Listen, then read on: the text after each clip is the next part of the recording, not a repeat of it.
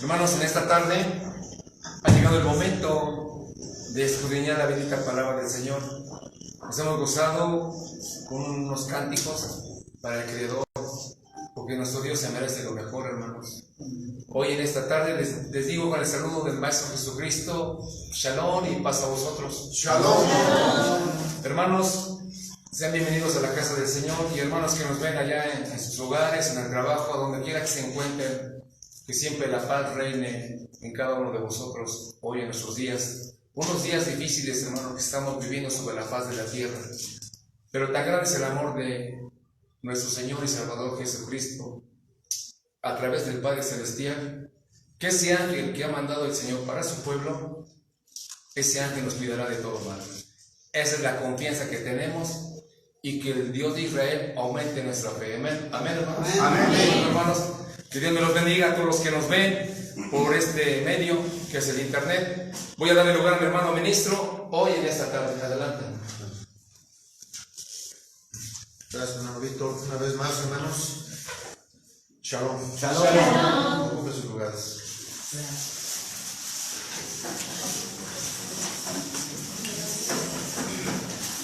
Hermanos, pues vamos a tocar el tema hoy.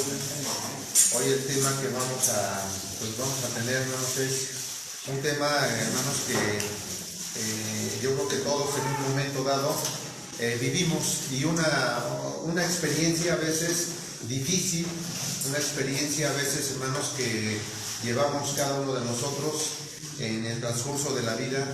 Y cuando se comete una injusticia, quisiéramos nosotros que en ese momento se efectuara, hermanos, algo que nosotros quisiéramos verlo hecho una realidad.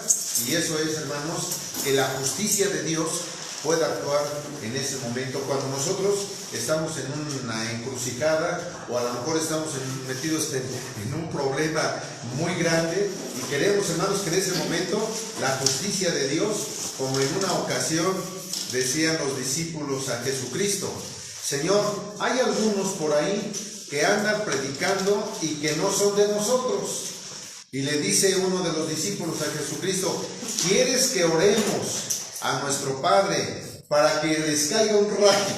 En ese momento, hermanos, ellos decían de esta manera de decir, ¿no? O sea, que cayera fuego sobre ellos para destruirlos.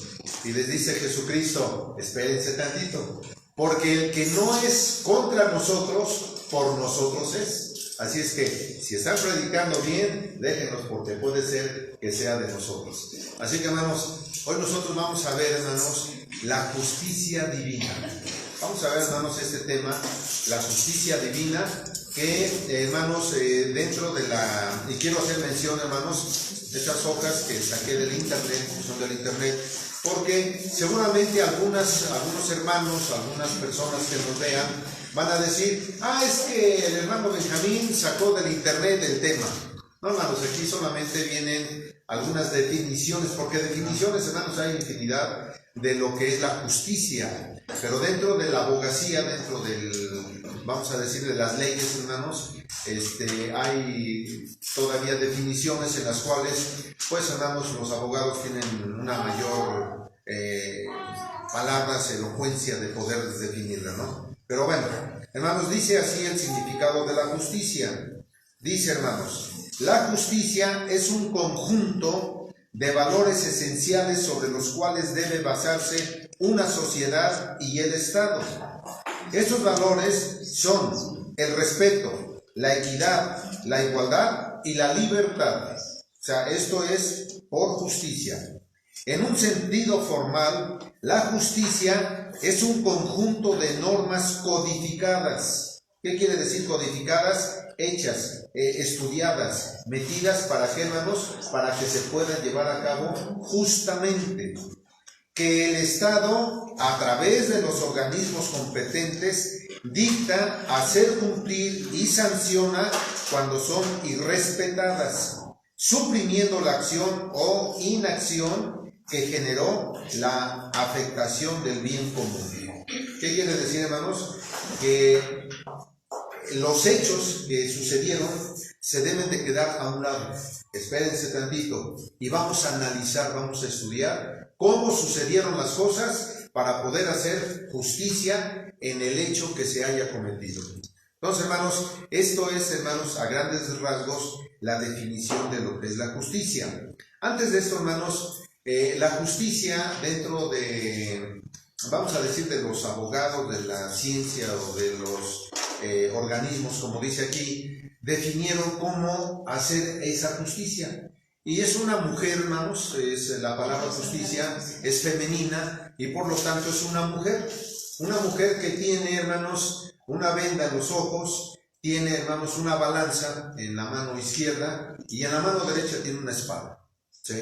Ahora, ¿qué significa esto, hermanos? Dice la palabra de Dios, y eso lo sabemos nosotros, que aquellos que hacen justicia no deben de ver a las personas, porque puede ser que esa persona se incline por una o por otra, y entonces viene el cohecho. ¿Y el cohecho qué es, hermanos? Que compra a la justicia, la compra para que salga beneficiado aquel que tiene más poder, o que es, vamos a decir, más agraciado por la misma justicia. Y eso, hermanos, es la corrupción. Entonces, hermanos, por eso es que la mujer la pintan, o la estatua de la mujer de la justicia, hermanos, está vendada los ojos para que no vea a quién se le va a dar prioridad, digamos, en un momento dado. Ahora, dice, hermanos, que tiene una balanza. En la balanza, hermanos, se va a poner el peso del crimen o del problema que se suscitó. Entonces, dice por ahí la palabra de Dios: fuiste pesado en balanza y fuiste hallado falto. ¿Qué quiere decir, hermanos? Que cometió un delito. ¿Sí? ¿Por qué? Pues se vino la balanza. Entonces, ¿qué es lo que busca la justicia, hermanos? Balancear el problema. Hay que balancearlo, hermanos, y entonces el Señor dentro de su justicia, dentro de los mandamientos del Señor, dice, hermanos, que se debe de hacer justo juicio ante un agresor. Y eso, hermanos, dice, no se puede juzgar a nadie sin antes haber escuchado la ley de Dios con respecto al problema que se suscitó en un momento dado. Entonces, la palabra del Señor, hermanos, está bien determinada para que nosotros podamos hacer justicia. Pero también dice, hermanos, que en la mano derecha tiene una espada. ¿Qué quiere decir, hermanos? Que con la espada se va a tener que ejecutar a esa persona que hizo el agravio. Pero con respecto a la espada, hermanos, nosotros todos sabemos que la espada, en el simbolismo de la palabra del Señor, ¿qué es, hermanos? La palabra de Dios. Entonces, con respecto a los mandamientos del Señor, la espada tiene que ejecutar a la persona que ha hecho ese agravio. Hay, hermanos, dentro de la palabra del Señor, hay situaciones en las cuales se han cometido errores, pecados, hermanos, que son unos con alevosía y ventaja, premeditación, alevosía y ventaja. Otros son por accidente. Otros son, hermanos, como decía por allí aquel cómico, es que se me chisporroteó, ¿sí? O sea, sin querer queriendo, pero se ejecutó, ¿sí, hermanos? Entonces, hay diferentes formas, hermanos, dentro de la palabra del Señor, cómo analizar cada uno de esos problemas. ¿Para qué, hermanos?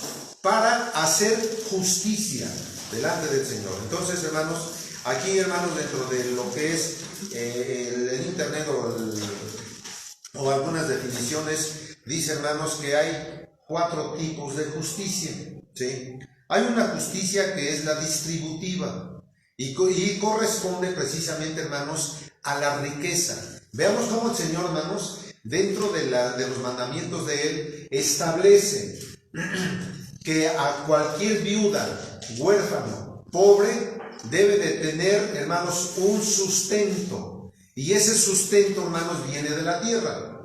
En el caso, hermanos, de cuando la tierra se trabaja, dice que en el 7º año la tierra no se tiene que trabajar. La tierra por sí sola da su fruto. Y ese fruto cada 7 años, ¿para quién era? Para el pobre, para la viuda, para el huérfano y para todos aquellos que no tenían el sustento. La tierra misma daba el sustento para todo ese tipo de personas. ¿sí? Entonces, hermanos, dice que la justicia distributiva, ya poniéndolo en práctica, vamos a decir, en una empresa, en una escuela, donde sea, hermanos, donde haya trabajadores, ¿qué es lo que se les hace a ellos? Se les paga una retribución por su trabajo. ¿Para qué? Pues para que tengan los medios de vivir. Y eso, hermanos, es precisamente distribuir la riqueza para que todos los individuos puedan tener, hermanos, beneficios para el sustento. Esa es una justicia, una parte de la justicia. Hay otro tipo de justicia que es la restaurativa. ¿Qué es restaurativa? Restaurar al agraviado de lo que se le haya cometido, ¿sí? O sea, tuvo un problema, fue agraviado, hermanos. Ahora vamos a ver cómo justamente se le tiene que retribuir ese mal, ¿sí? Entonces se tiene que analizar, se tiene que ver para que se ejecute, hermanos, la justicia a esa persona que fue agraviada. Según este enfoque, la víctima y el victimario deben de involucrarse en la búsqueda de la justicia para ello, o sea, para lo que se cometió. Pero el victimario debe de entender y reconocer el daño que ha cometido. O sea, no nada más porque, bueno, pues ya me hago de la vista gorda, no, hermanos, tiene que entrar en razón para que él pueda, hermanos, entrar en lo justo y poder hacer, hermanos, este tipo de restaurar, hermanos, ese mal. Y un ejemplo que tenemos, hermanos, cuando hay un despido injustificado de una persona, de una empresa, ¿a dónde se va a quejar esta persona? Aparte, ¿sí? A conciliación y arbitraje, porque ahí van a conciliar y ahí van a llegar a un arreglo, van a llegar a un acuerdo. ¿Para qué, hermanos? Para que se haga justo juicio con esa persona que fue despedida injustamente. Y bien, y luego viene la justicia procesal. Y la justicia procesal, hermanos, es un procedimiento, por eso se llama procesal, un procedimiento de estudio profundo por un problema, hermanos, vamos a decir, de un asesinato, que lo cometieron escondidamente, alevosía y ventaja. Y empieza el estudio, hermanos. Pero entonces aquí, hermanos, tiene que entrar alguien, un perito, hermanos, en la materia. ¿Y quién es ese? Un abogado. Y ese abogado se tiene que meter en profundidad para sacar toda la información de cómo sucedieron las cosas, ¿sí? Y entonces eso, hermanos, es un proceso. Bien, si eso lo aplicamos, hermanos, a la cuestión de lo que en la parte espiritual, ¿quién es nuestro abogado? Jesucristo. ¿Será un perito en la materia? Hermanos, yo creo que es el mejor de todo el mundo y de todo el universo. El mejor perito en la justicia es nuestro Señor Jesucristo. ¿Quién aboga por nosotros ante el Padre por los pecados que hacemos? Jesucristo. Entonces, hermanos, aquí está la respuesta de tantas cosas que el hombre ha tomado. ¿Para qué ha tomado, hermanos? Para que se haga justo juicio dentro de toda la sociedad donde vivimos. Y cuánto más, hermanos, delante de la vida de nosotros y delante del Padre, de todos los pecados que cometemos, hermanos, de todos los agravios que hacemos nosotros. Entonces, hermanos, tenemos a un abogado que está intercediendo ante el Padre para que nosotros podamos tener, hermanos, un justo juicio, porque si el Señor aplica la ley a cada uno de nosotros, ¿saben cuántos de nosotros estuviéramos con vida?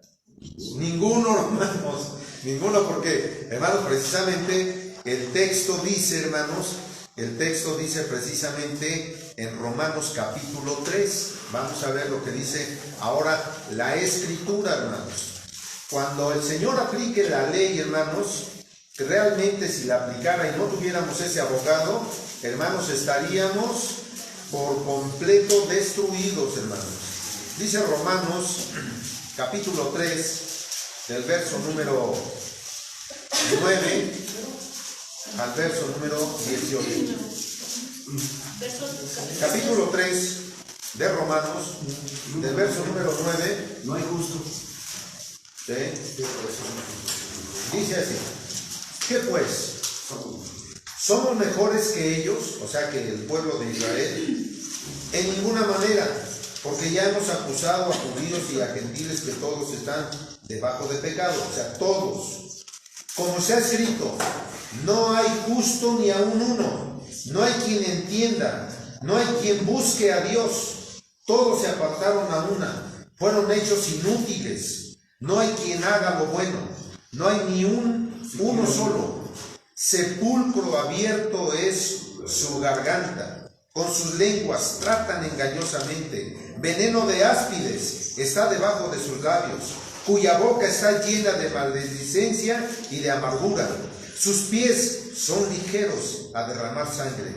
Quebrantamiento y desaventura hay en sus caminos, y camino de paz no conocieron. No hay temor de Dios ante sus ojos. Eso dice, hermanos, la palabra del Señor. Y dice, hermanos, que no hay ni uno justo. Quiere decir, hermanos, cuando aquel hombre se le acerca a Jesucristo y le dice, Señor bueno, y le dice, Jesucristo, ¿por qué me llamas bueno?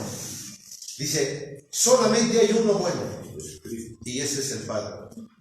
Dice Jesucristo, y ese solamente es el Padre. Entonces, hermanos, por eso nosotros los hombres, cuando decimos que no hemos pecado, ¿a quién hacemos mentirosos? A Dios, hermanos. ¿Por qué? Porque realmente todos los hombres somos pecadores, hermanos. Todos. Y dice por ahí el dicho, que tenemos cola a todos que nos pisan. Y eso, hermanos, a veces tenemos la cola como de pavo real. Grandota, hermanos. Pero bien bonita. Así grandota, una colota, pero tremenda, hermanos. Algunos somos de pollo, ¿sí? Pero otros son de pavo real.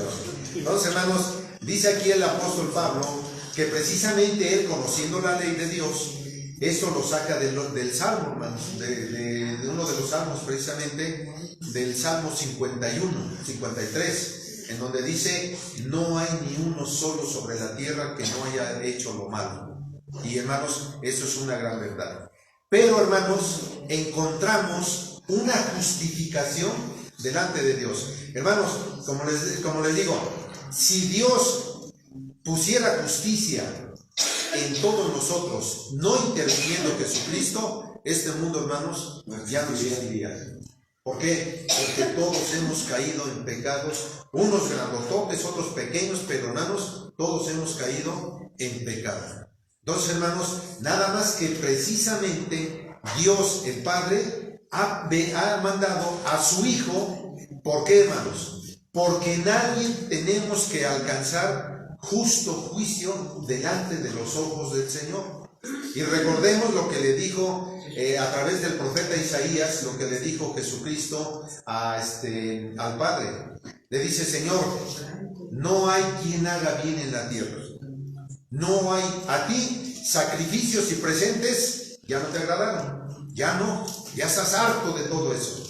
Mándame a mí, dice el Señor. Mándame a mí para que haga, oh Dios, tu voluntad. Y entonces, hermanos, Jesucristo deja su trono y su corona. ¿Para qué? Para venir a la tierra, Él sufrir, hermanos, porque yo les quiero hacer saber, hermanos, que cuando el pueblo de Israel, de donde vienen todas las bendiciones, de ahí vienen todas las bendiciones para el mundo, a través de Abraham, en ti serán benditas todas las naciones de la tierra. Cuando esto sucedía, hermanos, que en el mundo entero había un pecado tremendo, Israel se encargaba de sacrificar corderos, becerros, cabritos, hermanos, ¿para qué? Para que la sangre de esos animales pudiera alcanzar el perdón de los pecados. Pero, hermanos, dice Hebreos, en el capítulo 7, 8, 9, 10, 11, dice, hermanos, que no hay perdón de pecados sin derramamiento de sangre.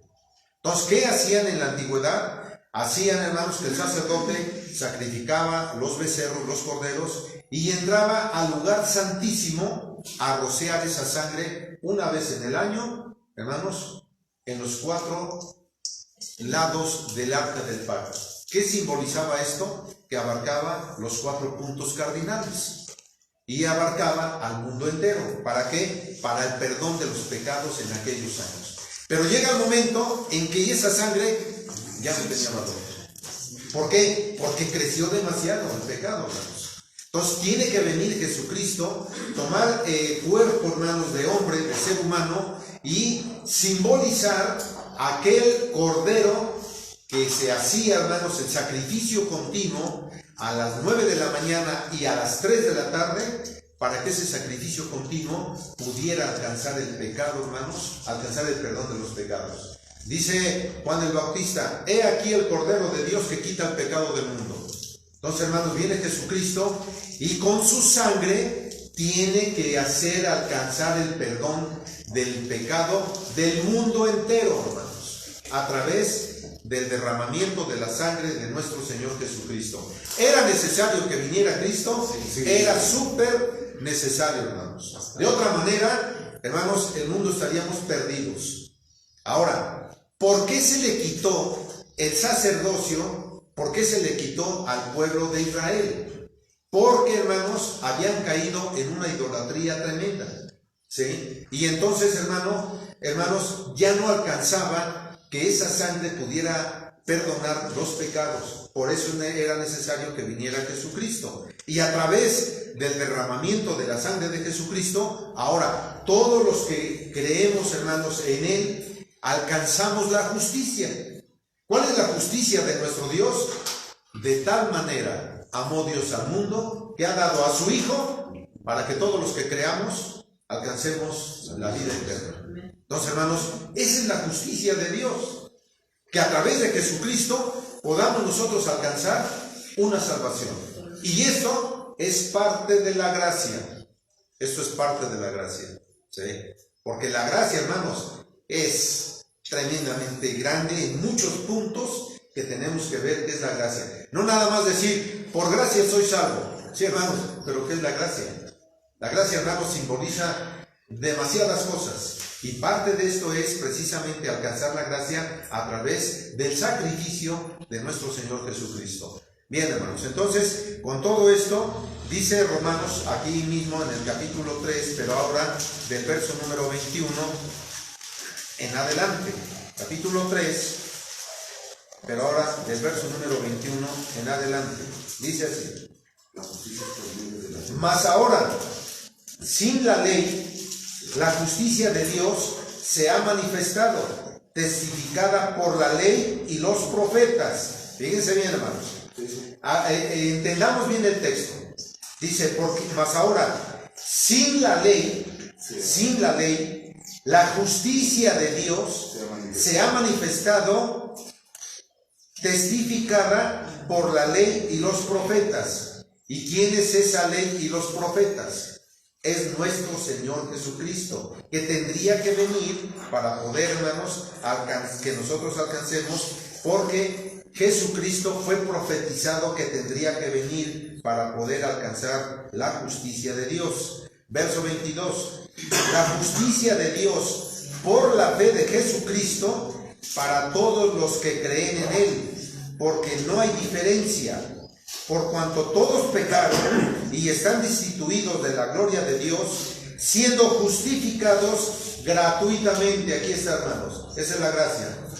Siendo justificados gratuitamente por su gracia, por la redención que es en Cristo Jesús. ¿Qué es redención, hermanos? Hermana A y D, ¿qué es redención? Es como elevar, como redimir. ¿Qué es redimir? Comprar. ¿Qué es comprar? Fuimos comprados por la sangre de Jesucristo. Quiere decir que Jesucristo nos redimió a través de su sangre. ¿De acuerdo? Bien. Ya no se pudo con la sangre. Ahora tiene que ser el Cordero perfecto. Muy bien. 25. El cual Dios ha propuesto en propiciación por la fe en su sangre, para manifestación de su justicia, atento a haber pasado por alto en su paciencia los pecados pasados. ¿Qué quiere decir, hermanos?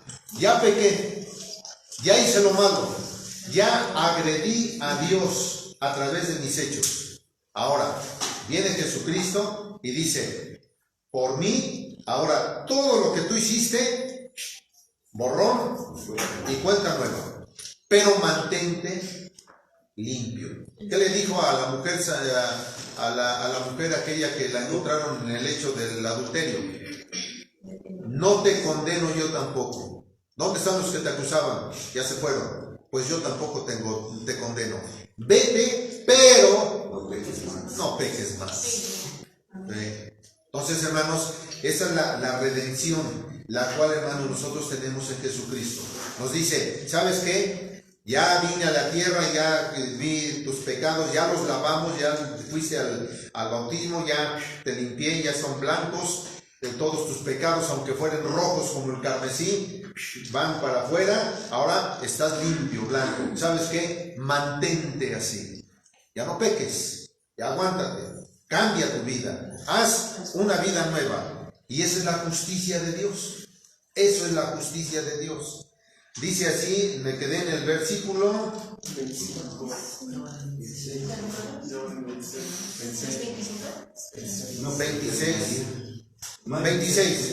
Con la mira de manifestar su justicia en este tiempo, para que Él sea el justo y el que justifica al que es de la fe de Jesús. ¿Dónde pues está la jactancia? ¿Es excluida? ¿Por cuál ley? ¿De las obras? No, más por la ley de la fe. Me mantengo aquí un poquito, hermanos, porque este texto, si no lo entendemos, lo vamos a malinterpretar. ¿Sí?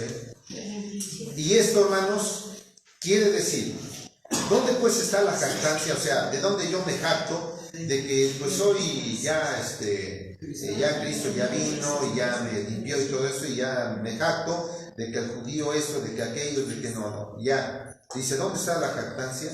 Es excluida.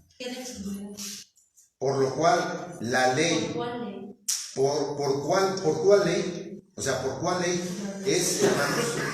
¿Cuál ley es la que me va a justificar delante de Dios? La ley de la fe. La ley de la fe. Nada más que ¿qué es la fe?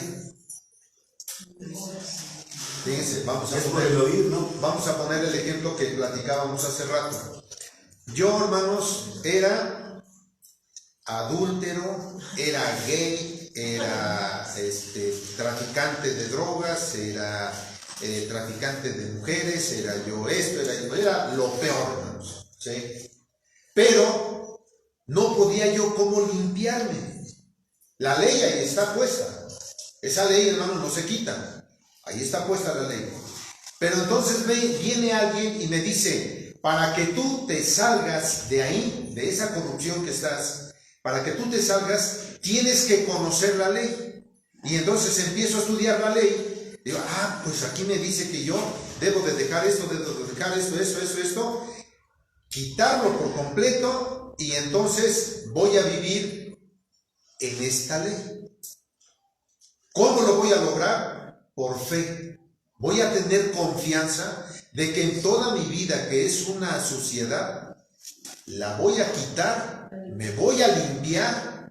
La ley ahí está puesta, pero ahora vivo en esta ley.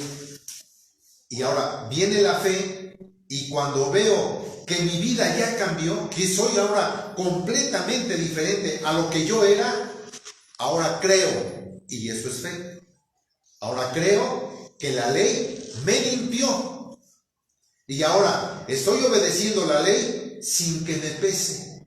Ya la vivo por sí. Y aparte dice que la fe es por el oír, ¿no? Exactamente. ¿Y el oír qué? La palabra de Dios. Entonces ahora sí, ya tengo esa fe, esa plena confianza de que la ley me cambió. Y es que, hermano, cuando vivimos así, nosotros estamos arriba de la ley. Y es por fe. Porque ya demostré que realmente, poniendo en práctica los mandamientos de Dios, me cambió. Y ahora testifico y doy fe que la ley me puede cambiar. ¿Sí? Y eso es lo que hace. La ley de Dios hace que nosotros cambiemos, hermanos. ¿De acuerdo? Bien. Por el fe. Exacto. Dice, no más por la ley de la fe. Esa es la ley de la fe. Así que, verso 28, así que concluimos ser el hombre justificado por fe sin las obras de la ley.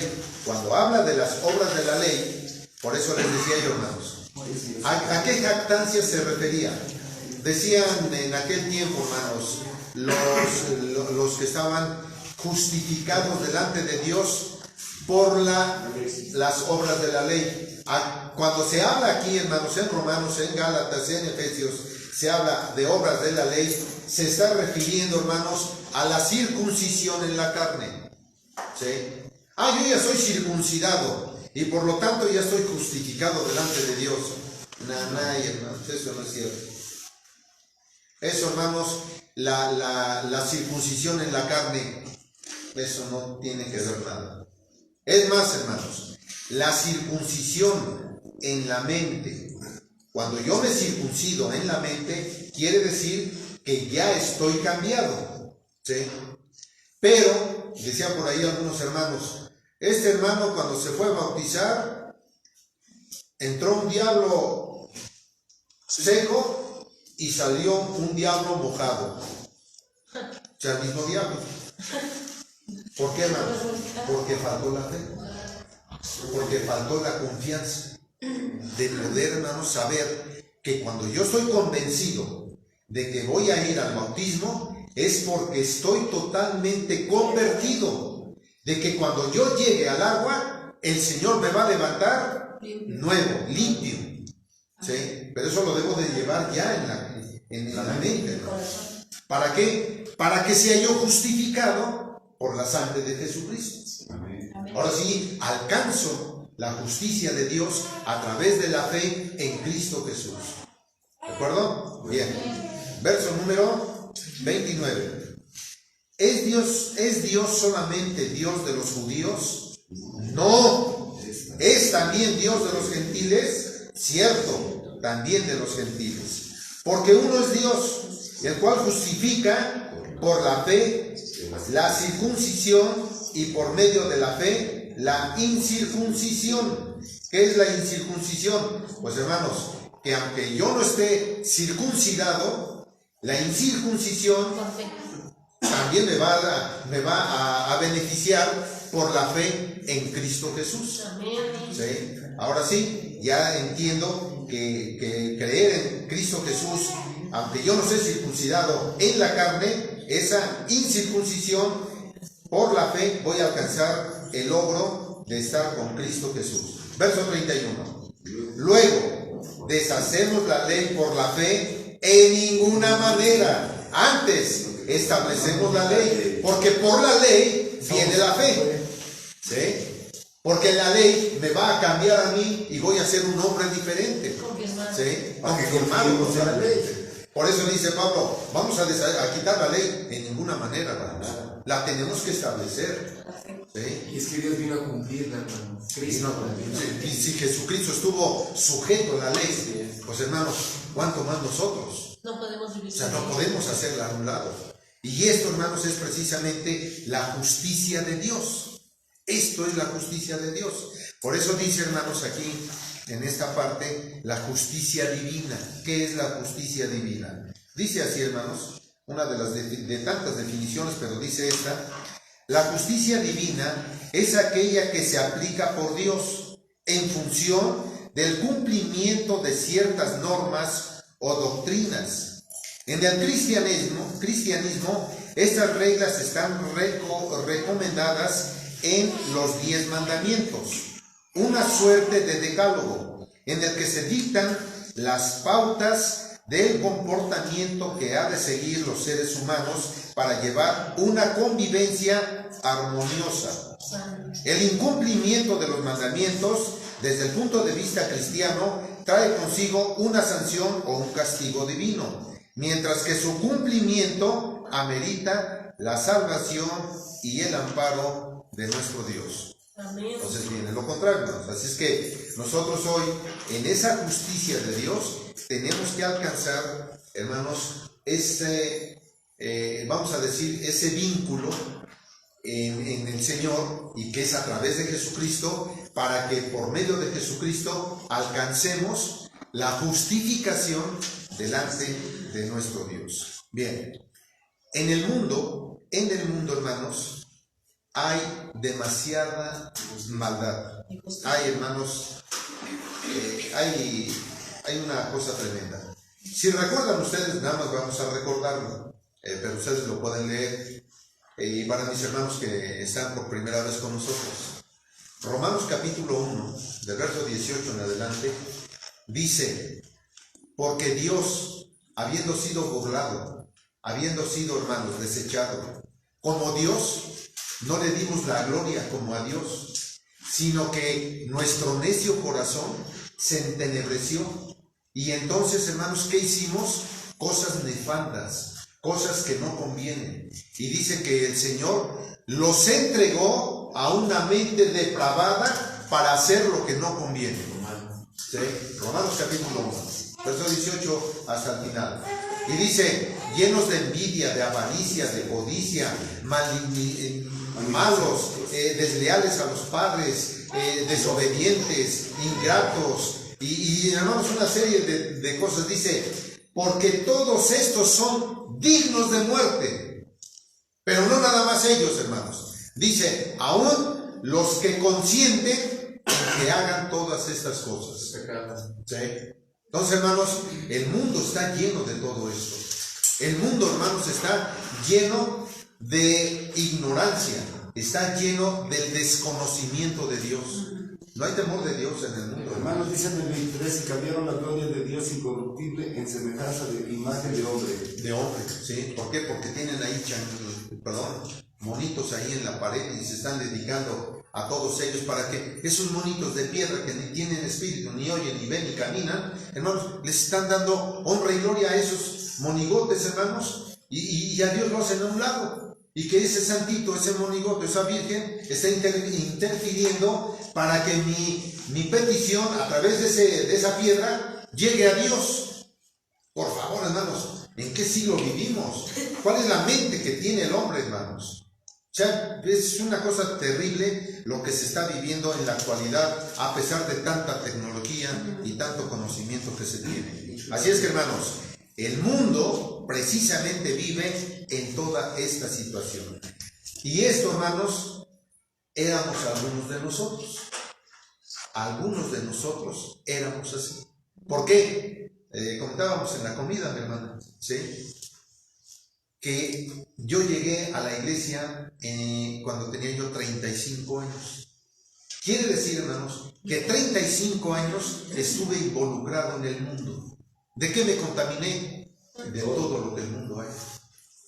Ahora, de ese tiempo de vida a la actualidad, 35 años de estar dentro de la iglesia, hermanos, no crean que ya tengo aquí una corona de oro y así, hermanos, y con alitas. No, hermanos, no nos engañemos.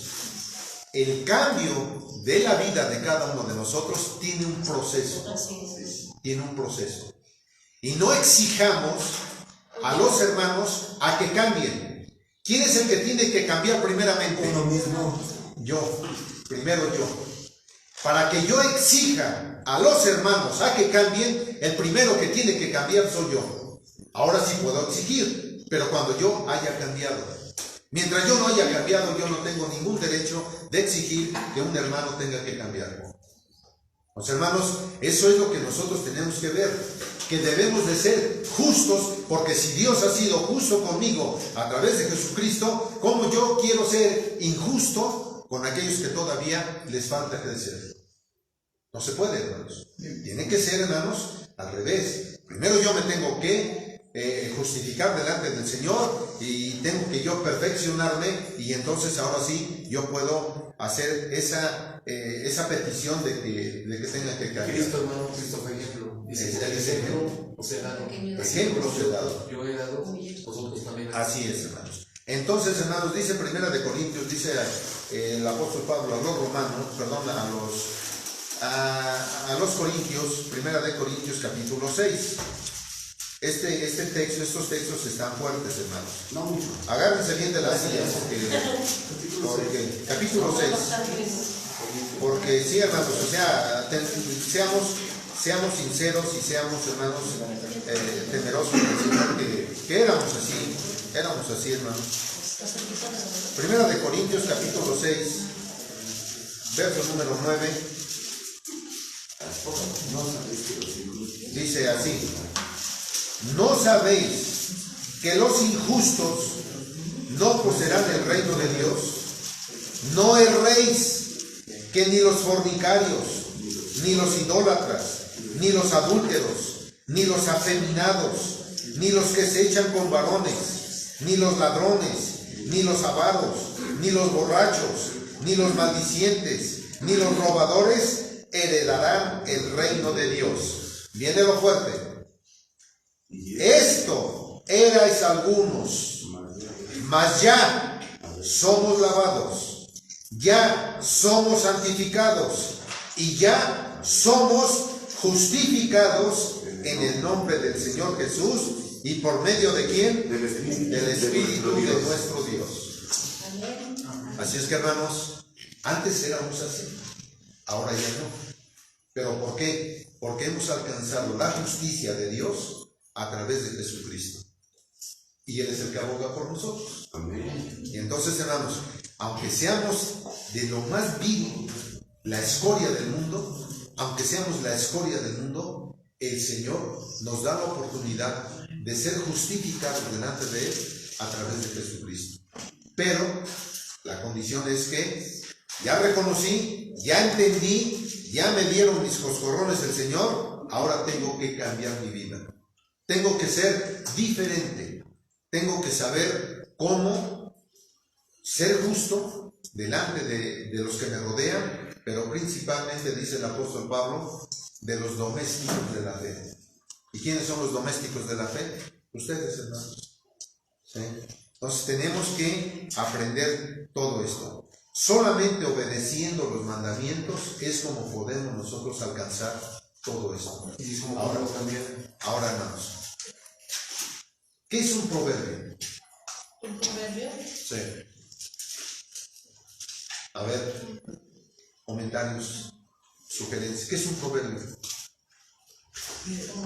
¿Es un consejo o algo? Un consejo, muy bien. Un verso. ¿Un qué? Un verso. Un verso también. Poema. ¿Sí?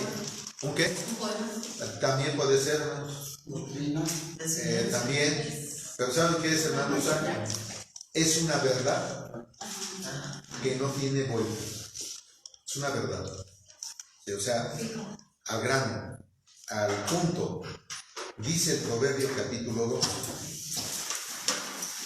Y esto, hermanos, es para que nosotros tengamos esa sabiduría de Dios. Dice así el Proverbio capítulo 2.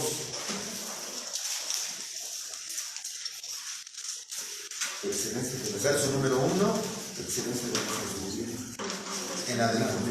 Dice así: Hijo mío, si tomares mis palabras y mis mandamientos guardares dentro de ti, haciendo estar atento tu oído a la sabiduría, si inclinares tu corazón a la prudencia, si clamares a la inteligencia y a la prudencia dieres tu voz, si como a la plata la buscares y la escudriñares como a tesoros, entonces entenderás el temor del Señor y hallarás conocimiento de Dios. Porque Jehová da la sabiduría y de su boca viene el conocimiento y la inteligencia. Él provee de sólida sabiduría a los rectos. Es escudo a los que caminan rectamente. Él es el que guarda las veredas del juicio y preserva el camino de sus santos.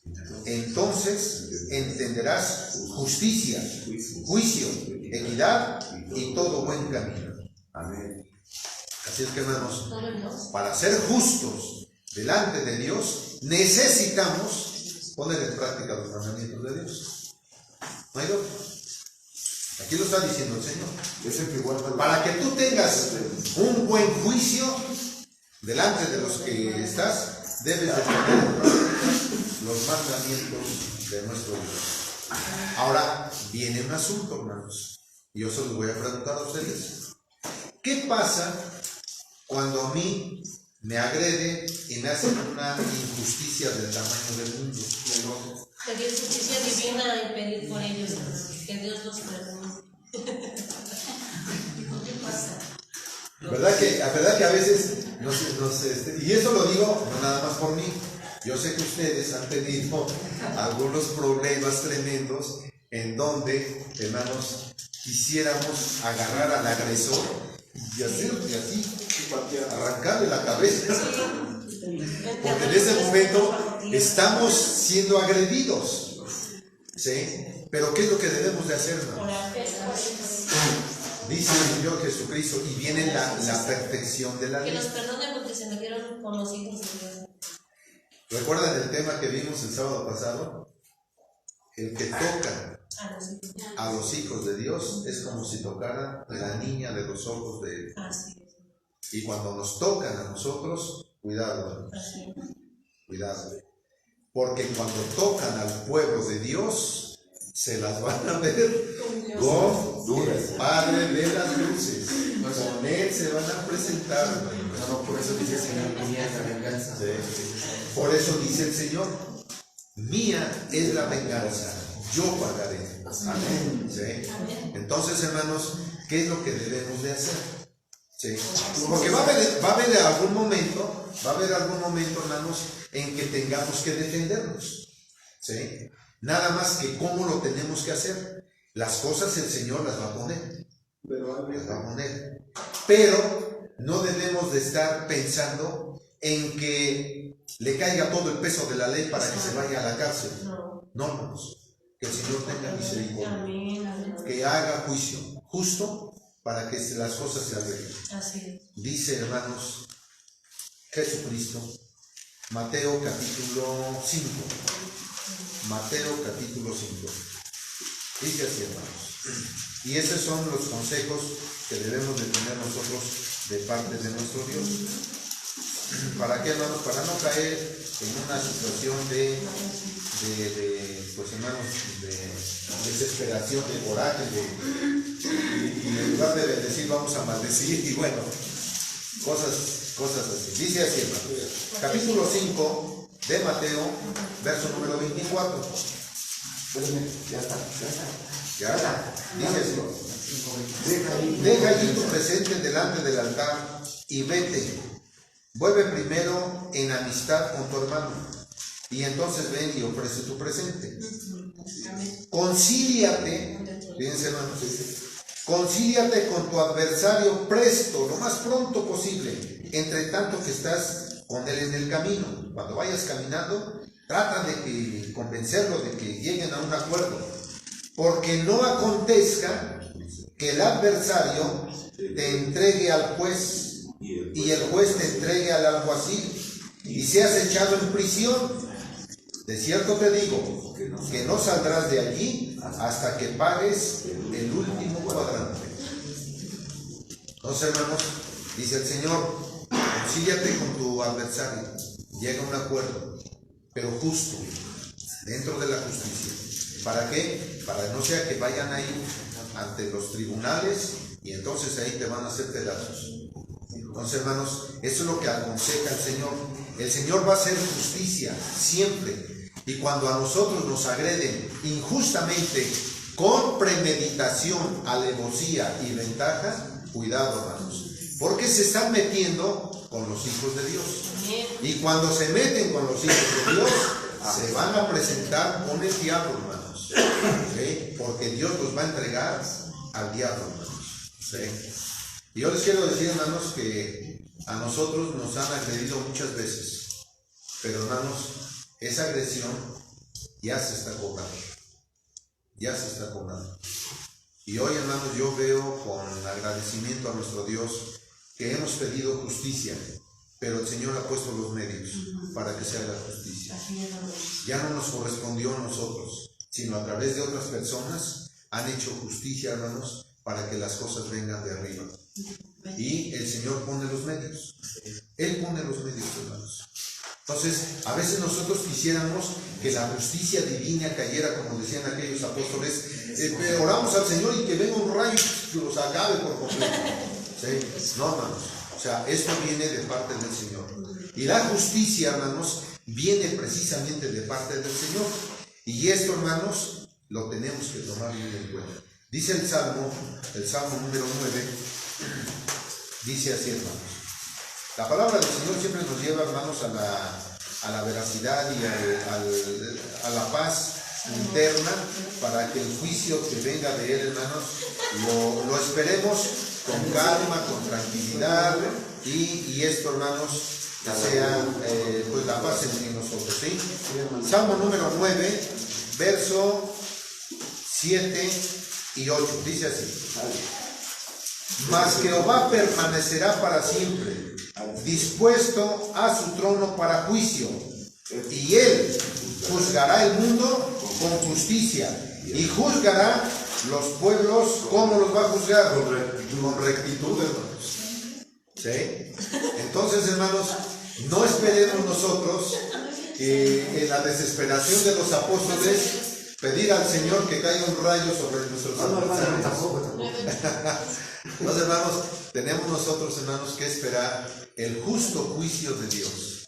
Y ese justo juicio de Dios, dice el Señor: mía es la venganza, yo pagaré.